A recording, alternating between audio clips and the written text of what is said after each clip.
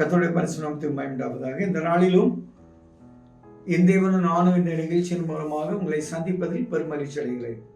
உங்களை வெறுமையாக்கி இருப்பாங்க, உங்களை சொத்தை புடுங்கி இருப்பாங்க, உங்களுக்கு பங்கெல்லாம் எடுத்திருப்பாங்க, அழித்திருப்பாங்க, கெடுத்திருப்பாங்க.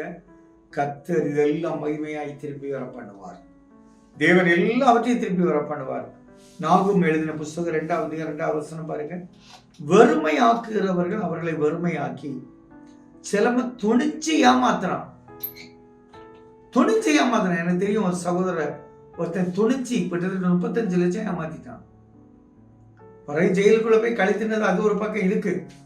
ஆனாலும் இதே போல துணிஞ்சு வெறுமையாக்கி அப்படி உங்க தோட்ட துறவை அழிச்சு பொய் சொல்லி அதை களவாண்டு போட்டாலும் கர்த்தர் யாக்கோபின் மகிமை திரும்பி வர பண்ணுவது போல இஸ்ரவேலின் மகிமையும் திரும்பி வர பண்ணுவார்.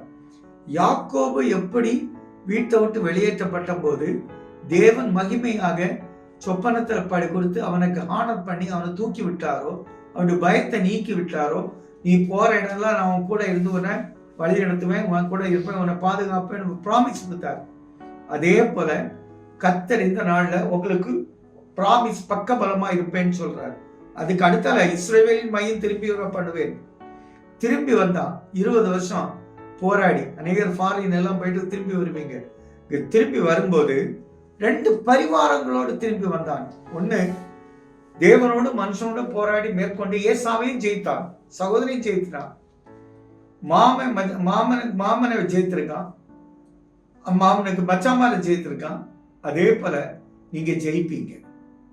அது மட்டும் இல்ல, 2 பரிவாரம், ஒரு பக்கம் மனைவி பிள்ளைகள், இன்னொரு பக்கம் சொத்து சுகம், காடு மாடு எல்லாம் பெரிய சீமானாக. இதே போல கர்த்தர் உங்களையும் இதே உலகத்துல உங்களை சீமானாய் எல்லா நன்மையும் பெற்று ஆசீர்வாதமா இருப்பீங்கன்னு நான் வாழ்த்துகிறேன். எங்க நல்ல தகப்பனே, ஆசீர்வாதங்களா இவர் மேல் தலைமையில் வந்து பலிக்க கிருபைச்சவன் நல்ல பிதாவே. ஆமென்.